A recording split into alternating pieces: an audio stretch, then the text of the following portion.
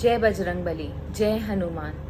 Welcome back to my channel the wheel of fortune. कैसे आप सब लोग? आई एम श्योर आप लोग सब बहुत अच्छे हो, हैप्पी फील कर रहे हो, अपना ध्यान रख रहे हो, अपने परिवार का ध्यान रख रहे हो, उनकी सेवा कर रहे हो। सबकी लाइफ में सुख शांति है, किसी की लाइफ में कोई प्रॉब्लम नहीं है, पर्याप्त धन आपके पास है, सुख समृद्धि आपके पास है, किसी भी दुख का साया आपके आसपास नहीं है। बजरंग बली आपकी रक्षा स्वयं करते हैं, अष्ट सिद्धि नवनिधि के दाता आपकी रक्षा स्वयं करते हैं और आप ईश्वर के नेक बंदे हो। आपकी ज़िंदगी हमेशा ऐसी ही चलती रहे। With this positive note and प्यारी सी blessing, let us start our reading today. आज की रीडिंग श्री हनुमान जी, बजरंग बली, अष्ट सिद्धि नवनिधि के दाता, सुमेरु, उनको नमन, उनको समर्पित है। आज उनके लिए रीडिंग है, उनके नाम से रीडिंग है, उनके पराक्रम से रिलेटेड है ये रीडिंग कि कैसे उन्होंने मेरे व्यूअर्स की रक्षा करी। लास्ट मोमेंट पर जब आपकी ज़िंदगी में सब कुछ काला साए की तरह हो चुका था, कुछ नज़र नहीं आ रहा था, आपकी ज़िंदगी बहुत ही बुरे जोन में चली गई थी, बहुत बुरा समय आपकी ज़िंदगी में चल रहा था, कुछ लोगों ने आपकी ज़िंदगी में बहुत तहस नहस मचाया, उस समय श्री हनुमान जी की शक्ति थी जिन्होंने आपको अंतिम समय में तारा, आपकी रक्षा की, आपकी हिफाजत की और दुष्टों का नाश किया, उनकी मंशा, उनकी इच्छाओं को फेल किया। तो उनके नाम से आज ये रीडिंग है। कमेंट सेक्शन में ज़रूर लिखिएगा जय हनुमान, बजरंग बली, सुमेरु, जो आपकी इच्छा हो वो प्लीज़ लिखिएगा। और इस पॉजिटिव रीडिंग को, उनकी जो आपके ऊपर अनुकंपा हुई, आपके ऊपर जो उन्होंने रक्षा की, प्लीज़ उनकी एनर्जी को क्लेम कीजिए एंड राइट जय Hanuman in the comment section. अगर मेरे से कुछ आज मिस प्रोनाउंस भी हो जाए तो प्लीज़ आई एम सॉरी, क्योंकि मैं इतनी ज़्यादा एकदम इमोशनल हूँ। इस उनकी एनर्जी से कनेक्ट करने के लिए एट मिनिमम मुझे 5 मिनट लग गए, जबकि टैरो एकदम कनेक्ट हो जाता है, बट उनकी एनर्जी कनेक्ट करने के लिए मुझे लिटरली भगवान शिव शंकर की कसम मुझे 3 बार उनसे परमिशन लेनी पड़ी, जिसमें 2 बार मुझे नहीं मिली, तीसरी बार मुझे उनकी परमिशन मिली, उसके बाद मैं रीडिंग में बैठ पाई हूँ। तो जय हनुमान। ईश्वर प्लीज़ मुझे बताएं मेरे व्यूवर्स को आपने अंतिम समय में कैसे बचाया, क्या प्रॉब्लम आ रही थी उनके जीवन में, क्या संकट आ रहा था उनके जीवन में। प्लीज़ मुझे संकट की तरफ लेके चलिए। हे हनुमान जी, मुझे संकट की तरफ आप लेके चलिए हनुमान जी।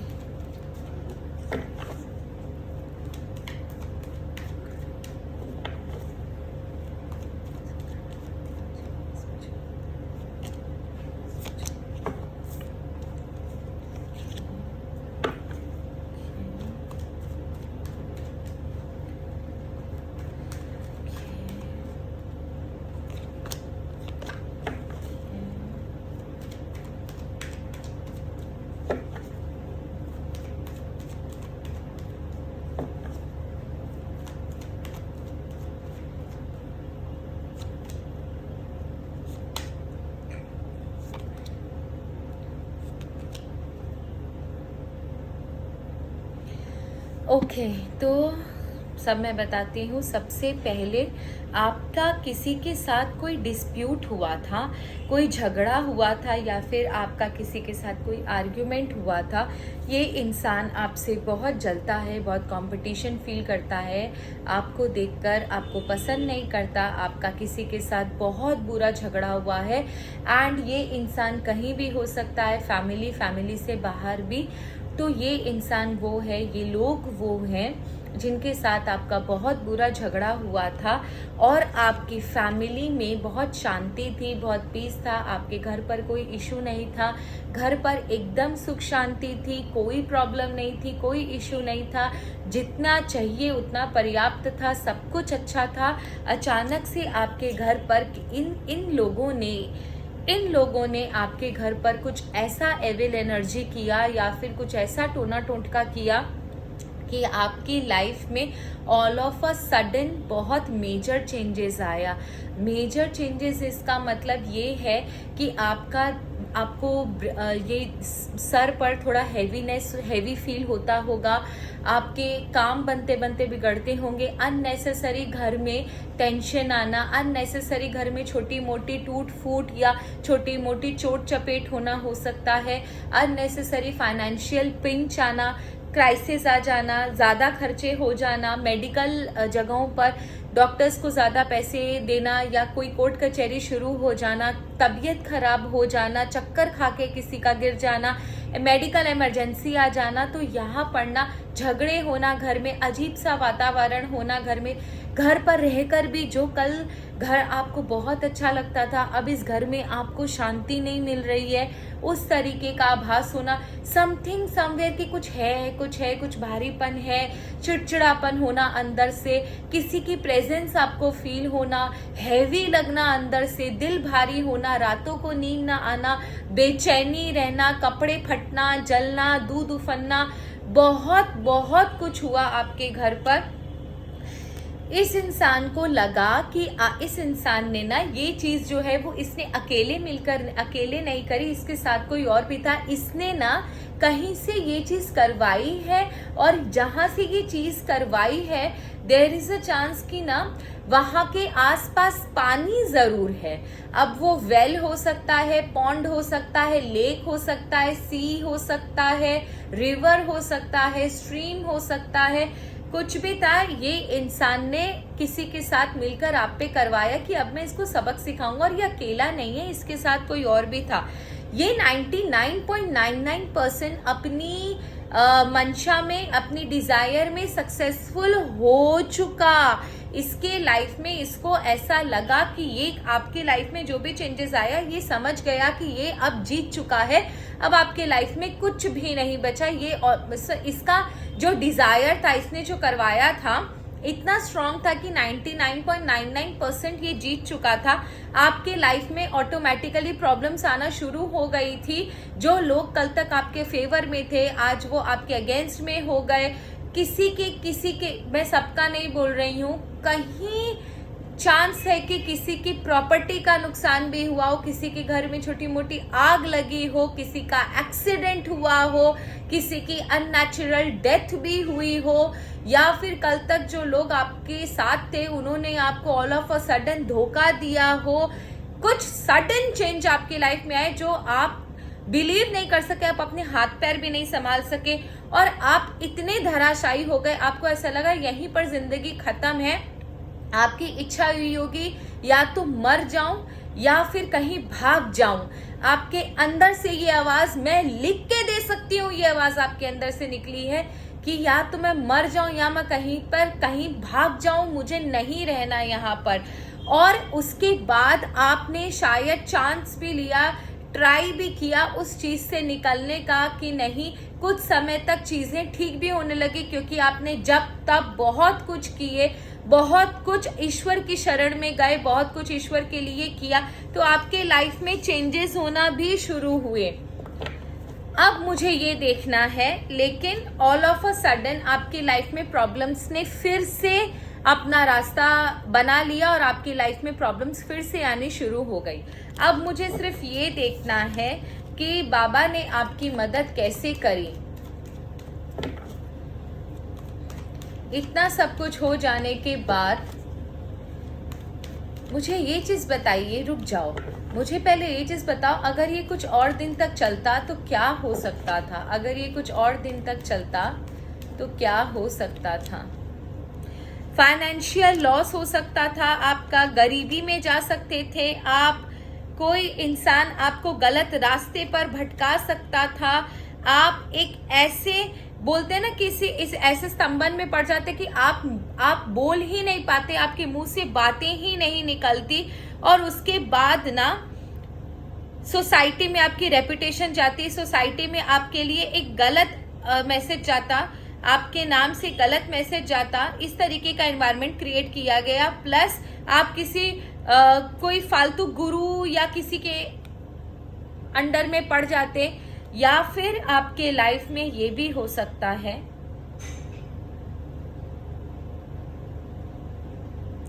आपके ऊपर बुरे एलिगेशंस लगे भी होंगे, और आपसे ना आपका जो विश्वास है आपके ऊपर, आसपास के जो आपके सगे संबंधी है उनसे रिश्ता टूटना, और आप अपनी मदद के लिए ना कई जगह कई दिशा घूमते लेकिन आपको मदद नहीं मिलती, और आप किसी पाखंडी गुरु के चक्कर में पड़ गए भी होंगे तो मुझे पता नहीं। अब मुझे सिर्फ ये जानना है कि ईश्वर प्लीज मुझे बताएं, मेरे व्यूअर्स की भगवान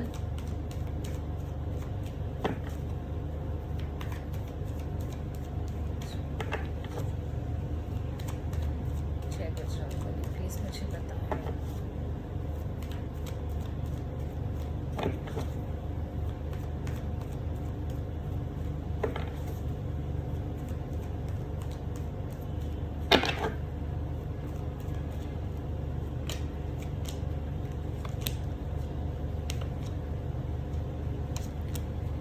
सोच भी नहीं सकते आप, उन्होंने लास्ट का बॉटम ऑफ द डेक की एनर्जी हैंगमैन की है। इसका मतलब उन्होंने ना आपको उस जगह पर ही रोक दिया, आपको आगे बढ़ने नहीं दिया, क्योंकि अगर आप आगे बढ़ते तो आपकी लाइफ में और प्रॉब्लम्स आती। उन्होंने आपको उधर ही रखा। आपको बहुत ज़्यादा इंट्यूशन भी हुए होंगे कि ये चीज़ गलत है, ऐसा हो रहा है, वैसा हो रहा है। आपको उस चीज़ों को समझने के लिए आपको वहीं अटका कर रखा कि आगे मत बढ़ना, ये समय भी टल जाएगा, मुझे मेरा काम करने दे। और तुम सोचो, अपने अंदर की आत्मा की बात सुनो, तुम्हारे आसपास की चीज़ें तुम्हें क्लियर दिखाई देंगी। इस समय ना, ये समय बहुत क्रूशियल था, लेकिन इस समय ना आपको अंतरात्मा, आपकी जो इंट्यूशन पावर होता है ना, वो आपका बहुत जागा होगा। ईश्वर ने आपको इस सिचुएशन में बांधे रखा, पकड़े रखा। इतनी घटिया, इतनी डिफिकल्ट सिचुएशन थी, कुछ भी हो सकता था, फिर भी भगवान शंकर के अवतार हनुमान जी ने, रुद्र अवतार हनुमान जी ने आपको पकड़े रखा, आपकी लाइफ को बैलेंस करे रखा कि तू, मैं हूं तेरे साथ, तू टेंशन मत ले। इन्होंने वो जो होप जो आपके अंदर है, वो जो आपके अंदर जो इनोसेंस है, वो जो आपके अंदर जो बिलीव था, जो भगवान के प्रति समर्पण था, उसको, उसकी लाज रखी ईश्वर ने, भगवान रुद्र के अवतार हनुमान जी ने आपको पकड़ कर रखा। इस सिचुएशन में आपको डूबने नहीं दिया, आपका हाथ थामे रखा, आपको सही गलत का निर्णय बताया कि तुम्हें क्या करना चाहिए और क्या नहीं करना चाहिए। बहुत बार आप कंफ्यूज हुए, बहुत बार चीजें बहुत अप्स एंड डाउन्स गई, लेकिन ईश्वर ने आपको सही समय पर, जैसे ही आप गलत दिशा में जाते, ईश्वर आपको फिर से उस उल्टी दिशा में ले जाते जहां पर आपकी रक्षा हो सकती थी। जब भी आप गलत डिसीजन लिए हैं, आपको उस समय जरूर फील हुआ होगा कि यार मेरा काम क्यों नहीं बनता। इसलिए नहीं बनता क्योंकि उस समय आप गलत डिसीजन ले रहे थे, इसीलिए ईश्वर ने होने नहीं दिया और आपको तुरंत दूसरी साइड में फेंक दिया। अगर मैं सच बोलूं तो आपको फेंक ही दिया, क्योंकि आपको उस समय अगर वो डिसीजन लेने देते ना, तो आज आप कहीं और होते, आप बहुत बुरी मुसीबत में फंस सकते थे। ईश्वर ने आपको जब आपके लाइफ में मुसीबत आई है, भगवान ने आपको अपने हाथों से आपको पकड़ा है और एक सेफ जगह लेकर गए हैं। जब भी आपको जरूरत पड़ी है, ईश्वर ने बेतहाशा आपकी मदद करी है। जब भी आप टूटे हो, ईश्वर ने आपको थामा है। जब भी आप रोए हो, ईश्वर साथ में रोया है। जब भी आपके पास कोई न था, ईश्वर किसी न किसी माध्यम से आपके पास जरूर गए होंगे। एंड जब भी आप अकेले थे, जब भी आप रोए हो, अंदर से तड़पे हो, ईश्वर ने जरूर कुछ ना कुछ आकर आपके किसी न किसी रूप में, किसी न किसी जरिए से, किसी न किसी तरह आपकी मदद जरूर करी है। अंधेरे में एक रोशनी की किरण आपको जरूर दिखाई है, ये मैं गारंटी के साथ कह सकती हूँ। और आपकी जिंदगी जो बहुत ऊपर नीचे हो गई थी, ईश्वर ने उसको स्टेबल किया, आपको सुख की नींद दी, आपको शांति दी और उन लोगों का नाश किया। तो ये है आपकी ईश्वर की तरफ जो समर्पण था। ईश्वर ने आपके लिए इतना कुछ दिया। हाँ, वो बोल नहीं सकते, वो अपना बोलते ना कि जताते नहीं है, लेकिन ईश्वर तो है। तो ये थी आप लोगों की रीडिंग। मुझे लगता है कि आज की रीडिंग बहुत बहुत पसंद आई होगी आपको। अगर आपको जानना हो कि उन लोगों का क्या हुआ और हनुमान जी ने उनको कैसे दंड दिया, तो आप प्लीज मुझे कमेंट सेक्शन में जरूर बताना, पर जय हनुमान जरूर लिखना प्लीज। तो thank you so very much for your patience, for your love, for your support, for your comment, for everything.